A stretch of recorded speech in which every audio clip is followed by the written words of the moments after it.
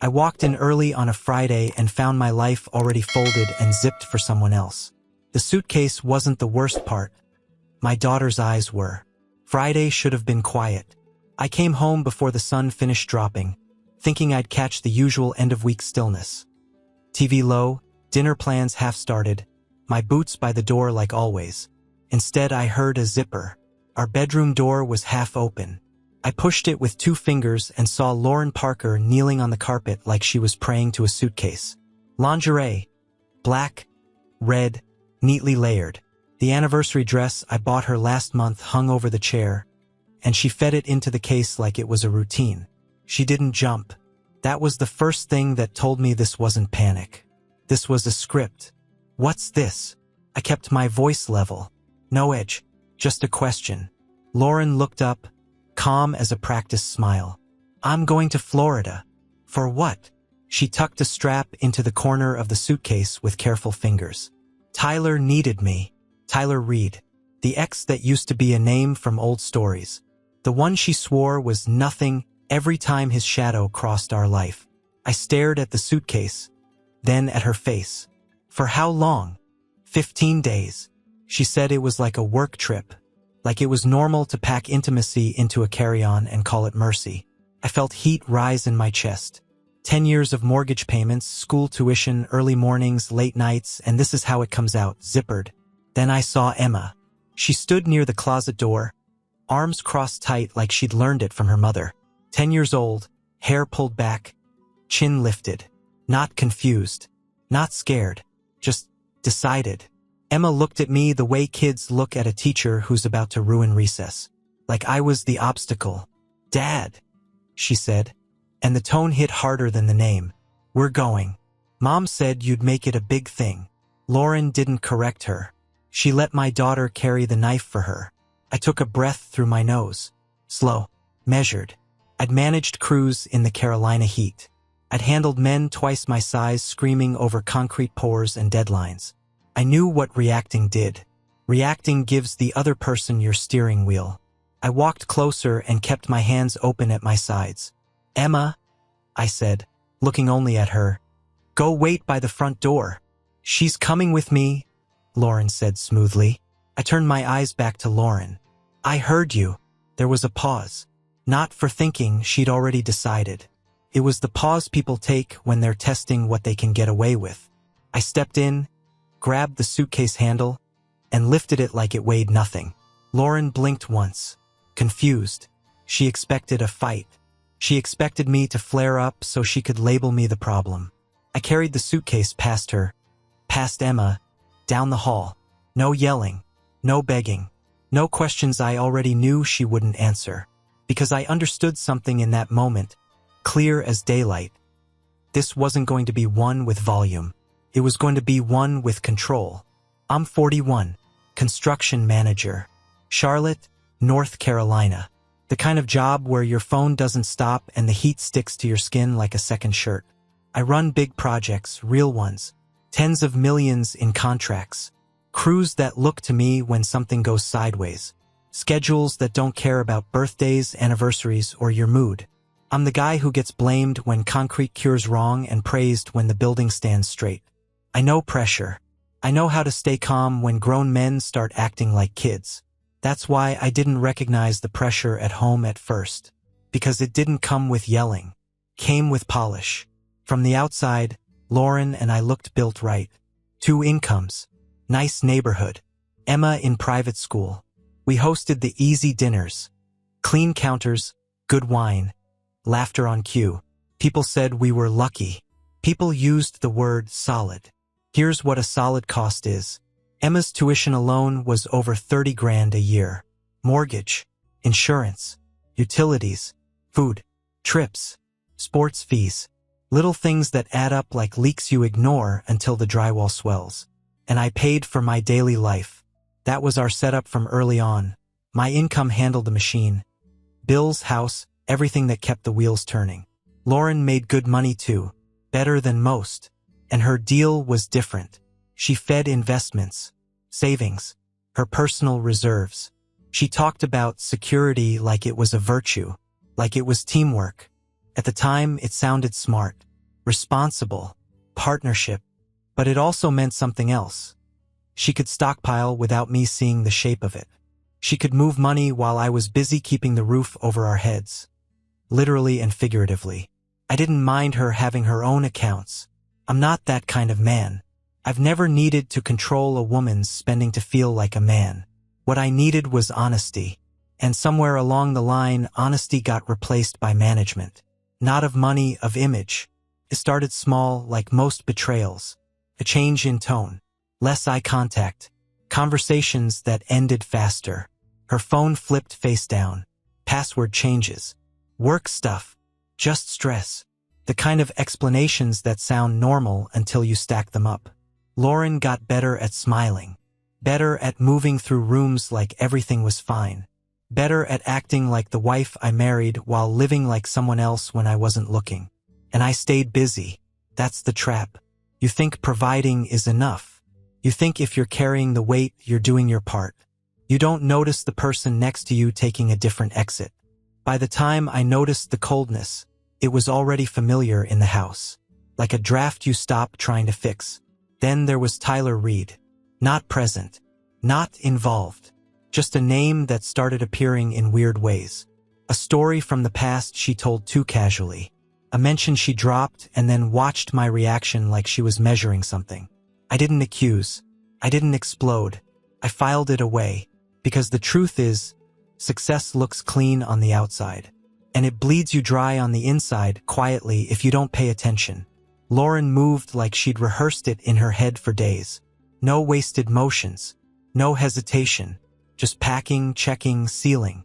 I stood in the hallway with my keys still in my hand, watching my own house turn into a departure gate. Tyler needed me, she repeated, like saying it twice made it noble. For what? I asked again. She didn't give me a reason. She gave me a fog. He's going through something. I'm the only one he'll listen to. That was the trick. Just enough to sound like she had a heart, not enough to be pinned down. Then Emma stepped in tighter beside her. I'm going too, my daughter said. Lauren didn't argue. She let it land like a fact. My throat tightened. Not because I was scared of Lauren leaving, because I saw what she was doing. She wasn't just walking out. She was taking my kid with her as a shield. If I snapped, if I raised my voice, if I said one ugly, honest thing in front of Emma, Lauren would turn it into proof that I was unsafe, unstable, the villain, and Emma was already primed to believe it. So I did the opposite of what Lauren wanted. I nodded once, calm, controlled. Okay, I said, and watched Lauren's eyes flicker with uncertainty. She wanted fire. She wanted emotion. She wanted the moment she could point to later. I walked back into the bedroom, lifted the suitcase, and carried it down the hallway. Not like a man helping his wife leave him, like a man moving an object. Neutral, quiet. Lauren followed. Emma stayed close to her mother, staring at me like I might change shape. At the front door, I crouched to Emma's level. You have your charger? I asked. She blinked, confused by the normal question. Yes, she said, like it was a test. Good. Call me if you need anything. Lauren's jaw tightened. That wasn't the script either. I wasn't begging. I wasn't threatening. I wasn't giving her anything to twist. Outside, I loaded the suitcase into the trunk. I watched what she didn't carry. No family photo, no extra school materials, no we'll be back energy. Just clothes, makeup, and things a married woman doesn't pack for a rescue mission. Lauren slid into the driver's seat. Emma climbed in front like she belonged there. Lauren gave me one last look. Calm, almost proud. Don't make this harder than it needs to be, she said. I stepped back from the car. Drive safe. That was it. They pulled away, tires whispering on the driveway like the house was swallowing the sound. I stood there long enough to feel the quiet settle. Then I went inside and started taking inventory, not of furniture or rooms, of details. What she packed, what she avoided answering, the exact phrasing she used, the way Emma looked at me, the speed of it all. My silence didn't surrender. It was me deciding to stop reacting and start documenting. The house felt bigger the second the door shut behind them. Not peaceful, just empty in a way that made every sound stand out. The refrigerator hum, the AC kick, my boots on hardwood. I stood in the kitchen a long time, staring at nothing, letting the first wave pass without doing anything stupid. Shock wants you loud. It wants you dramatic. It wants you to text, call, accuse, drive somewhere and handle it. I didn't. I sat at the table and let the hurt harden into purpose. Then I opened my laptop like it was a job. I wasn't hacking. I wasn't breaking into anything. I didn't need to.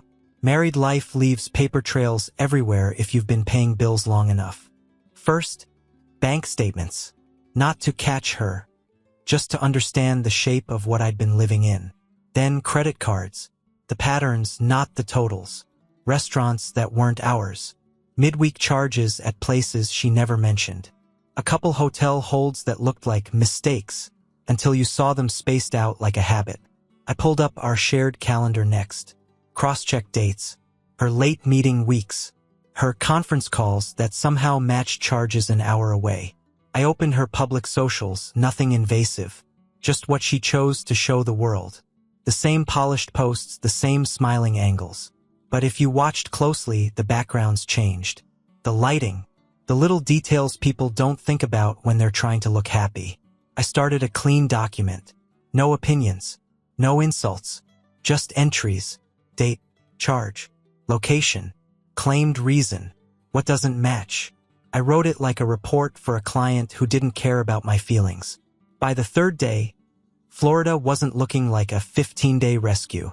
It was looking like a cover story with room built into it. Vague enough to block questions, noble enough to shame me for asking. And the worst part wasn't even Tyler. It was how cleanly Emma had been positioned. Like this had been talked through. Like my daughter's loyalty had been negotiated while I was out making money to fund the house they were leaving. I closed the laptop at midnight and stared at my reflection in the dark window. Patience isn't a weakness when you're collecting proof. It's discipline. Monday morning, I didn't call Lauren. I didn't ask for explanations. I didn't chase a moving target. I called Melissa Grant. Her office sat in a clean building uptown, glass, steel, quiet money. The receptionist smiled like she'd seen every kind of disaster a marriage can make. I gave my name, sat down, waited. When Melissa came out, she was mid-40s, sharp eyes, no softness in her handshake, not cold, focused. "Ryan Parker?" she asked. "Yes. Come on." Her office smelled like coffee and paper. I didn't sit like a man looking for comfort. I sat like a man bringing a case. Melissa clicked a pen. "Tell me what happened." I gave her the facts. Florida. 15 days. Tyler Reed. Emma leaves with her. The luggage. The timing. The way it was delivered was like a decision already voted on. Melissa didn't react. She just wrote. When I finished, she leaned back. "How emotional is she?" "Controlled," I said. "Not honest. Controlled." "That's fine," Melissa replied. "Controlled people still make mistakes. We just have to make sure you don't." I slid a folder across her desk. Not thick, yet. Bank statements. Credit card summaries. My timeline. Screenshots of public posts with dates. Notes on inconsistencies. She flipped through it once, slow. "Good. Keep it like this. Clean. Organized." "What do I do first?" I asked. "2 lanes," she said. "Your daughter and your assets." She wrote it out like a job site plan. "Custody. We aim for stability. You don't punish the mother. You protect the child. We document routines, school, who pays what, who's present." She looked at me. "Don't say a word in anger in front of Emma. Ever." "I won't," I said. "Assets. We identify accounts, debts, transfers, and anything unusual. We stop bleeding. We freeze what can legally be frozen. We keep you from getting maneuvered into a narrative." I nodded once. "I'm not here to ruin her. I'm here to keep my home and my kids safe." Melissa's mouth tightened, approval, not sympathy. "That's the right sentence." She tapped the folder. "We're going to sort this into categories. Money trail, travel trail, messages, inconsistencies, And I'm bringing in someone who speaks numbers better than either of us. 2 days later, I sat in a smaller conference room with a forensic accountant named Paul Drennan. Gray hair, plain suit, quiet voice, the kind of man who didn't need to sound smart because his work did it for him. He scanned the statements and circled 3 items without drama. These transfers, he said, don't fit her pay schedule. What do they fit? I asked. He looked up. Preparation. That changed the air in the room. It stopped being a story I was living inside. It became a file, a timeline, a plan. When I left Melissa's office, I didn't feel relieved. I felt precise. Lauren came back like she was walking onto a stage she owned. 15 days gone. The front door opens. Light suitcase this time, like she wanted the trip to look small in hindsight. Emma rushed in ahead of her, dropping her backpack, talking fast about the drive and snacks and some fun place they stopped at. Lauren followed with that bright, easy smile she used for neighbors. "Hey," she said, like we'd only been apart for a weekend. She hugged Emma longer than necessary. Not for Emma, for me. A demonstration. A reminder of who she wanted to look like. I kept my hands at my sides. "You're back." Lauren's eyes flicked over my face, searching for damage. She didn't find it. That annoyed her more than anger would have. She moved through the house touching things. Countertop, fridge handle, a pillow on the couch, like she was replanting flags. Then she started talking, not explaining, steering. "Florida was a lot," she said, "but I'm glad I went." I answered. She tilted her head. "You're being weird." I didn't bite. I watched. New nails. Fresh. A little more expensive than her usual. A new bracelet she didn't have before. A faint sunline on her collarbone that didn't match stress. And she avoided specifics the way people avoid glass on the floor. "What exactly did Tyler need?" I asked, calm. Her smile held. "Ryan, don't do this." "That's not an answer." "He was in a bad place," she said, still vague. "I helped. It's done." Emma was in the doorway listening. Lauren knew it. I knew it. So I lowered my voice and nodded like I accepted it. Not because I did, because I wasn't giving her a scene to hand my daughter later. That night Lauren suggested a family dinner with her parents and mine. She said it like she was offering peace. "We need normal," she told me. Hand on my arm like we were still a team. "We need everyone together. Reset. Reset." Like the last 2 weeks there was a browser glitch. I looked at her hand on my sleeve, then at her face. A private argument gives her room to rewrite history. A closed door gives her space to claim whatever she wants about my tone, my words, my behavior. I'd seen it happen to other men. Good men. Men who thought love meant trust until trust got used against them.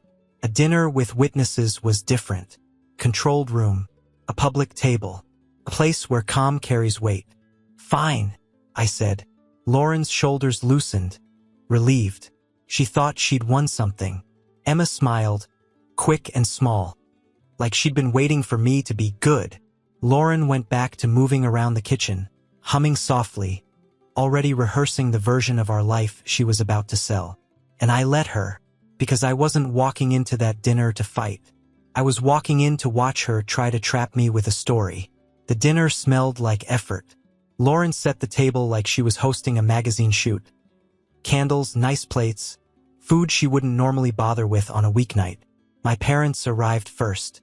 Her parents right after. Smiles. Hugs. Small talk that skimmed the surface on purpose. Emma bounced between adults like everything was normal again. Lauren watched her like a director watching the lead hit her marks. I sat in my chair and kept my posture loose. Calm face. Quiet hands. I didn't drink much. I didn't need anything dulling my edge. Lauren waited until the plates were half empty. That's when she stood up with her glass like she was about to toast a promotion. "I have something to share," she said, bright and warm. The room leaned in. She looked at her parents first, safe crowd, then mine, then Emma, and only then did she glance at me, like I was part of the set. "I'm pregnant." It landed like a firework. Her mom gasped. My mom covered her mouth. Her dad smiled. My dad did that slow nod men do when they think a problem just got solved. Emma squealed and threw her arms around Lauren's waist. Yes, I knew it. Lauren's hand ran through Emma's hair. Perfect tenderness. Then she looked at me again, and the smile stayed. Too steady, too ready. Everyone turned toward me, waiting for my reaction like I owed it to the room. I kept my face even. Inside, something clicked into place. Not rage, not heartbreak, clarity, because timing matters, biology matters, dates matter, and I had been collecting dates. Lauren wasn't sharing news. She was applying pressure. A pregnancy announcement in front of family is a chokehold wrapped in celebration. If I questioned it, I'd be cruel. If I hesitated, I'd be cold. If I said what I was thinking, I'd be the monster who ruined dinner. That was the point. Lauren's voice softened. Ryan. I took a slow sip of water, set the glass down carefully. Congratulations, I said. Not smiling, not frowning, just steady. Her eyes narrowed a fraction. She wanted the full performance. Joy, tears, a public promise. Instead, I gave her nothing she could use. My father cleared his throat, already ready to bless it. Well, son, I lifted one hand, polite. Let me talk. The room froze just enough to feel it. I looked at Lauren. When did you find out? She didn't blink. A week ago. I said. And you waited to tell me here. Her smile tightened. I wanted it to be special. Special means witnessed. Special means protected. I nodded once like I accepted the answer, like I was taking it in. But I wasn't taking it in. I was buying seconds, because I knew the next moment mattered. The exact moment I stopped protecting her image. And I wasn't going to waste it in anger. The room held its breath, waiting for me to clap on command. I didn't. I looked around the table. 2 sets of parents, my daughter, candles burning down like time mattered, and I kept my voice calm enough to make everyone lean in. I'm not celebrating something I don't understand, I said. Not yet. Lauren's smile stayed up, but her eyes sharpened. Ryan. I raised a hand, not aggressively, just final. Let me finish. I reached under my chair and pulled up a plain folder. No dramatic slam, just paper. Organized. Clean. This isn't about feelings, I said. It's about facts. Her mother's face shifted first, confusion turning cautious. I opened the folder and slid a few pages onto the table, angled toward the parents, not Emma. I kept my daughter out of the line of fire. That was the rule. Over the past few months, I continued, there have been charges and transfers that don't match what Lauren told me. Restaurants in places she wasn't supposed to be. Hotel holds. Travel windows that overlap with work and helping. Lauren laughed once, short, sharp. Are you seriously doing this right now? Yes, I said. Same tone, same volume. Because you chose right now. I pointed to one page, then another. Dates, locations, patterns. Nothing flashy. Just a trail that didn't care how good her smile was. My dad leaned forward, reading. Her dad's jaw tightened. Lauren tried to cut in. This is insane. You're twisting. I'm not twisting anything, I said. I'm listing it. Emma looked between us, confused now. Not siding. Not sure. That was better than the certainty Lauren had handed her before. I closed the folder and kept my eyes on Lauren. About the pregnancy, paternity will be confirmed through proper channels. I'm not making claims at a dinner table. I'm making decisions like a father. The word father changed the temperature. Lauren's face flushed. You're humiliating me. I'm refusing to be trapped, I said. There's a difference. Then I stood up slowly, chair barely scraping. Tonight, you're not sleeping here, I told her. You can go to your parents. You can get a hotel. But you're not staying in this house until this is handled legally. Gasped, whispered Ryan. From my mother. I looked at my parents, then hers. Emma stays here with me tonight. She has school. She has a routine. That's not negotiable. Lauren stared at me like she was seeing a stranger. She wanted a fight. I gave her paperwork and boundaries. Truth doesn't need volume. It needs receipts. After that dinner, Lauren did what controlled people always do when control slips. She went public. Not in court. Not with facts. With a story. By Monday, I was getting texts from her cousins, her friends, even a guy I hadn't seen since high school. Same tone every time. Careful, judgmental. Like they'd been handed a script. "You okay, man?" Lauren said you embarrassed her. "Why would you do that in front of everyone? Are you having a breakdown?" I didn't answer most of them. I wasn't going to argue inside a rumor mill. Melissa told me early, never fight in the comments. Fight on paper. So that's what I did. I kept everything official. Emails, filings, documented exchanges. If Lauren wanted to communicate, it happened through text that got saved, or through attorneys. No late-night calls. No emotional conversations. No, just talk to me. That's where people twist you. Emma was the priority. Not my pride. Not my anger. The next morning I got her up like always. Breakfast, backpack, hairbrush, lunch packed. I drove her to school in silence that wasn't cold, just steady. She stared out the window, chewing on thoughts she didn't have words for yet. At drop-off she paused, hand on the door handle. "Mom says you're being mean." I didn't flinch. "I'm being careful," I said. "There's a difference."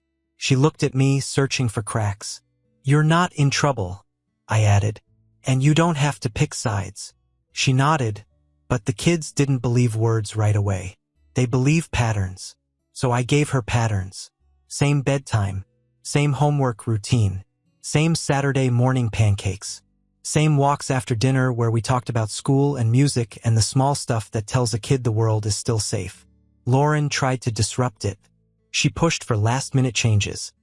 Unexpected pickups, sudden family outings, emotional messages meant for Emma's ears. I didn't react. I redirected everything back to the plan Melissa filed.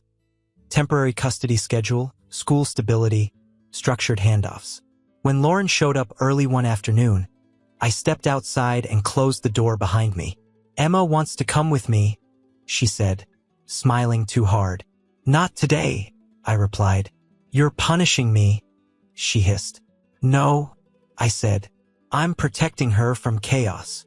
Her face changed, anger flashing through the polish. "You think you're some hero because you printed bank statements?" I kept my voice level. "I think you're used to me absorbing consequences, so you don't have to." She stepped closer, eyes narrowed. "You can't do this without me." I looked at her the way I look at a subcontractor who missed a deadline and wants sympathy. "Watch me." That was the last personal conversation we had.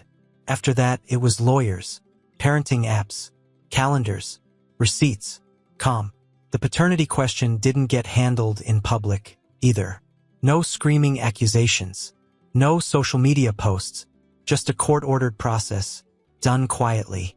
Lauren hated that the most. She wanted drama because drama makes people pick sides fast. Paperwork makes them pause. Over the next few months, the house got quieter in a different way. Not empty like that first weekend, but clean. It stopped feeling like a stage.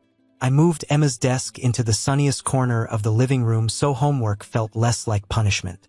I painted the hallway a warmer color because I was tired of gray. I fixed little things I'd ignored for years. A cabinet hinge, a squeaky step, a door that never shut right. It wasn't about renovation. It was about ownership. Lauren tried to rewrite the story through family. Her mom called mine crying. Her dad tried to corner me after church. I kept it simple. "I'm not discussing legal matters," I said, every time. "Emma is safe. That's all that matters." Some people got angry when I wouldn't feed them details. That told me who needed drama more than truth. Then there was work. Work didn't stop because my marriage fell apart. Steele still showed up late. Inspectors still failed things for no reason. Men still needed direction. And that was good for me, because the job reminded me who I was without Lauren's approval. One afternoon, months into the new routine, I met a project engineer named Hannah Brooks on a site walk. She wasn't sweet. She wasn't flirty. She was competent, hard hat on, clipboard in hand, eyes that saw problems before they became disasters. "Your schedule's tight," she said, scanning the timeline. "But it's doable if you stop pretending your subcontractor will magically become responsible." I almost smiled. I hate how accurate that is. She gave a small nod like respect, not charm. "I don't do magic. I am planning." Hannah didn't bring chaos into my life. She didn't ask for the messy story. She didn't try to fix me. She just showed up consistently, like a person who meant what they said. And that was enough. By the time the separation was finalized, the noise had burned itself out. Lauren still tried to control the narrative, but it didn't reach my house anymore. My walls weren't built out of apologies. Emma adjusted the way kids do when adults stop using them as weapons.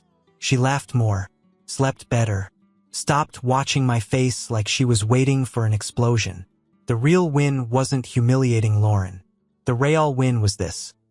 I woke up each day in a home that felt steady, with my daughter safe inside it, and I didn't feel like I was negotiating with chaos anymore. Peace isn't something you find. It's what you build when you finally stop letting other people set your terms. Subscribe and stay one step ahead of cheaters. And trust me, the next story makes this one look like a fairy tale.